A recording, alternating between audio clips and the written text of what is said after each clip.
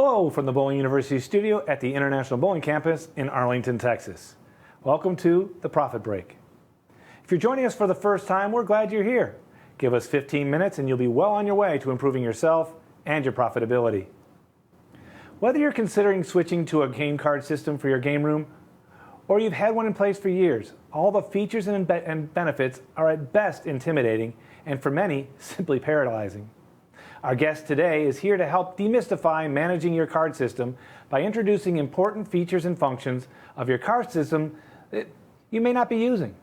Joining us today is Jason Mitchell. Jason is an industry veteran for over 35 years, working his way through the ranks of the corporate games executive position with some well-known FEC brands. Currently, Jason is the Client Success Manager for our BPA SmartBuy Partner Intercard. His extensive operational background combined with his working knowledge of card systems makes him uniquely qualified for our topic today. Jason, thank you for joining us today on The Profit Break. Well, thank you so much. I appreciate the invitation, Kelly. Yeah, having you here is like just mining for gold, right? It's kind of just like our card systems can do if we use them the right way. You know, card systems are an integral part of the FEC, BEC world. Yes. And are they being used to their fullest extent by our members? Unfortunately, I wish I could say yes, but the answer is no. Most operators, believe it or not, when they get a card system, the real reason why they get the card system is because they were told to. It's not because they want to utilize it or they want to learn a little bit more. They went to a conference or their game distributor said, oh, you must have a card system. They don't realize all of the features and functionality and the importance of utilizing as much as you possibly can. I'd say the vast majority of operators and proprietors use only about 20% of what their card system can do. They look at the revenue reports, which they think is the most important part, but there's much more to it. In fact, I can clearly state that there are millions of dollars in profit that go untapped in our industry every single year because of the fact that we're not utilizing the card systems the way that they should be. Well, what are some of the suggestions? You say only 20%. So you've got to have a laundry list of things that you think would be the best places to start to better utilize the other 80%. What are some of those things that operators can do? Absolutely. So I'd have to say the easiest method is to focus on your bottom line costs that you can control. Those are the things that you have control over, that you can manage yourself.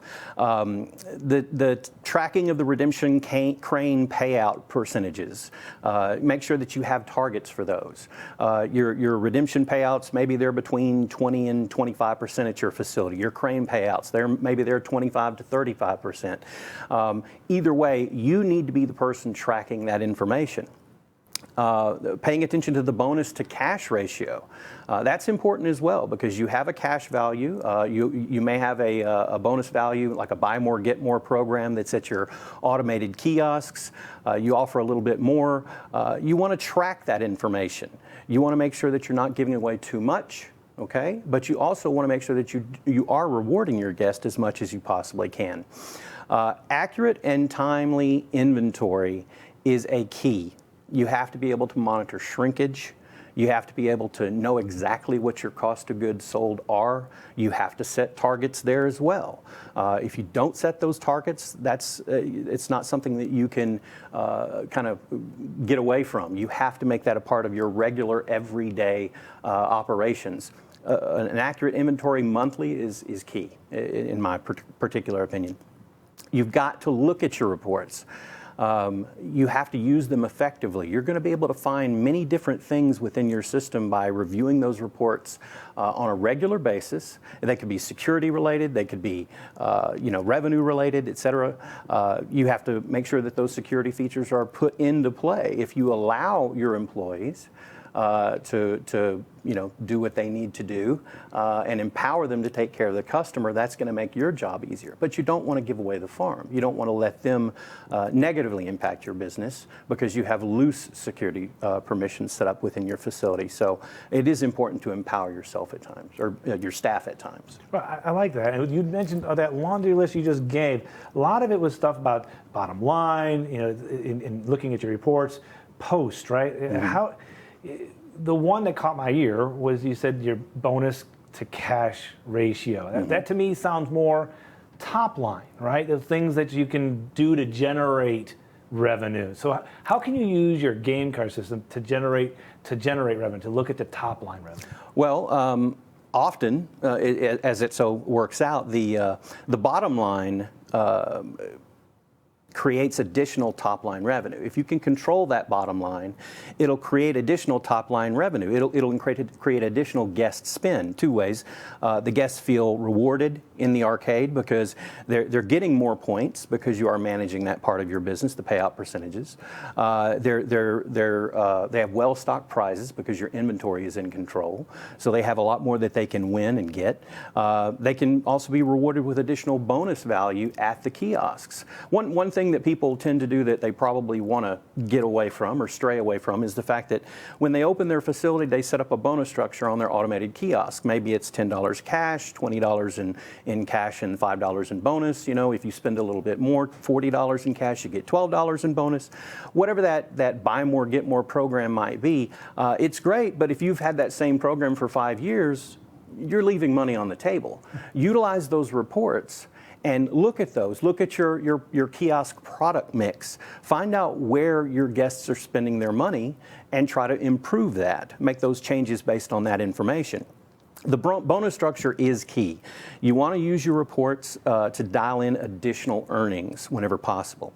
One thing the bowling industry is really good at, if you want something that can change your top line, is dynamic pricing. You never go into a bowling center on Tuesday afternoon, pay the same price you would on Friday night. Why not do the same thing with your arcade? Happy hours. A lot of places do different types of happy hours. I've seen a lot of half-price discounts, et cetera, et cetera. When you're slow, you tend to make a knee-jerk reaction trying to get more people into the building. I'm not a big fan of a half-price offer just simply because it usually requires double the labor in order to take care of that guest or that number of guests. Try doing something where you get a double ticket Tuesday or a double ticket Thursday, or find a slow period, maybe 2-3 hours, offer a double ticket award. That way you get your full price and it helps you bring in more people that way. And you can still control your cost of goods by dialing in your payout percentages and et cetera, so it won't negatively impact you. Loyalty programs are key. It's important to make sure that you have some type of a membership or loyalty program in place whenever possible. And a lot of people discount the fact that the game card that you're using right now, that's your advertisement. When people go out and they have a nice steak dinner and they reach into their wallet and they see your game card whenever they reach for their credit card to pay, it sure is nice when they can look at that and go, hey, let's head on out to that facility. We haven't been there in a while. Those are the things that I think that can immediately impact your top line revenue. Well, I got to tell you, you mentioned the double point Tuesdays. It's exactly. I was at an FEC a couple of years ago with my son, and it was double point Tuesday. I'm like, oh, we're coming back on Tuesdays. So it works. I can attest to it for myself. Yeah. So there's got to be other things in the card system that, like, let's peel back another layer of the onion, right? What are some things that just people that kind of, if they were to go to the next level, what would be some of the things that they're missing that their system could do? Well, a lot of proprietors don't realize that the game card itself, no matter what card system you're offering, can be your internal gift card for your entire facility. That game card doesn't have to just be used in the arcade. It can be used all around your business. If you've got a third-party point-of-sale company, a lot of the bowling companies like Cubica, Conqueror, Brunswick, et cetera, they have interfaces with many different card systems. You can utilize that cash value that guest put on that card as a legal tender and a gift card throughout your facility. I call it the 3 Bs. They want to come out, they want to bowl, get a burger, and have a beer. So they can use that game card to pay for that. So that's definitely something that you could look into, create more of a cashless approach at your facility. In addition to that, e-commerce is a huge game changer lately. Anytime a guest can spend money away from your center and then come in and use it within your facility, that is a major value to you and your business. And then obviously anything that brings a guest back into your facility, whatever method you use to do that, is always going to be a good thing. I always like when I bulk encode game cards for birthday parties, for groups, for corporate events, I always put some kind of a pullback, a digital pullback on that same card. Hey kids, here's your $10 game card for your birthday party, have a good time. But don't when you've already redeemed all your points, don't throw this card away at the end of the day. Keep it. Because starting tomorrow, if you bring that game card back in within the next, 14 days, another $10 will magically appear on the card. It's just a great way to bring people within the facility and utilize that card system to do so. That's a pretty cool feature. Yeah, it is. I didn't know that one could be done. Again, I'm the operations guy. It's the way I think of things here. It doesn't seem like it's a lot of time, but there's time that needs to be spent to set this all up for the game system to be used to its fullest potential. Who would you suggest in my team would be the best person to do that? If I don't have the time, I may have to delegate this. So who would be best to do that? Well, I do say that it does all start with the proprietor or the GM in the facility. You do have to have a rudimentary knowledge of this position. Everything that we've just discussed in this program, I would say could be controlled by someone I like to call a card system champion or a CSC, someone that really invests the time into doing that. Now, this does not have to be a person making a six-figure salary, a master's degree in forensic accounting or anything like that. You just have to have someone that has maybe a passion for amusements. Does help. It's not required.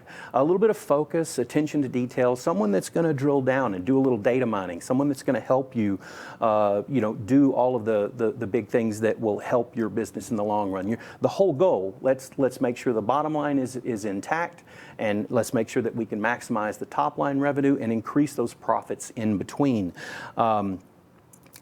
I'll be frank, the best CSC I ever had work for me was a 17-year-old young lady still in high school. She was incredible, and she grew within the company, so that's actually a good position if you have like a pre-management training candidate, someone that needs to grow within the facility or wants to grow within the facility, within your business. Maybe they're not ready to be an assistant GM or a GM, right? Well, let's show them every aspect of your business, every department of your business, and let them grow into that position.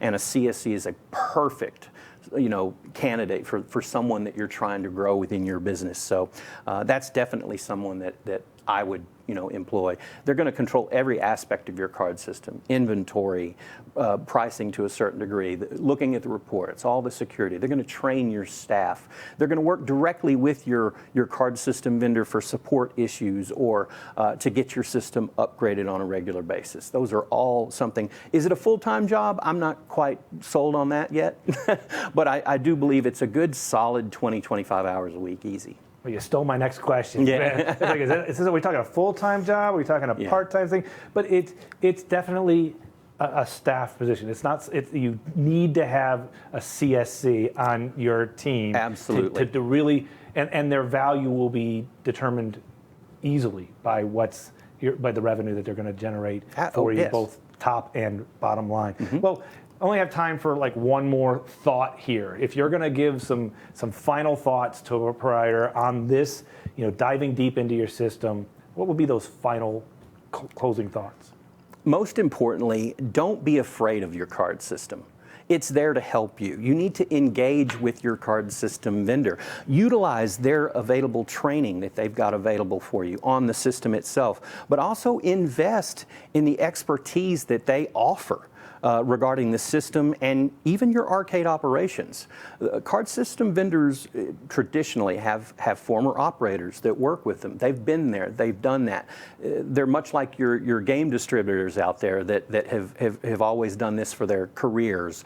We all know that the amusement industry is something that people don't tend to leave most of the time. Well, there's a lot of experience. Utilize that. Invest some effort into trying to learn a little bit more about your card system and let them help you. Fabulous information. Thank you so much, Jason.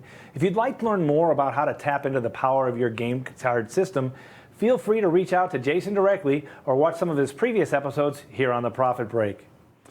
If you're ready to start improving your profitability, you can reach out to us at any time at education@bpaa.com. As we wrap up another edition of The Profit Break, remember that when your focus is on growing people, people will grow your business. This episode, as well as all of our previous episodes of The Profit Break, are available 24/7 for you and your team at bowlinguniversity.net. If you'd like to learn more about how to tap into the power of your game card system, select the entertainment category of the Profit Break library to view additional episodes with Jason. Plus, new episodes are available every month, so mark your calendar, watch your email, and join us on Facebook to hear about the latest episodes. Until then, I'm Kelly Bednar, and do for one what you wish you could do for everyone. We'll see you next time.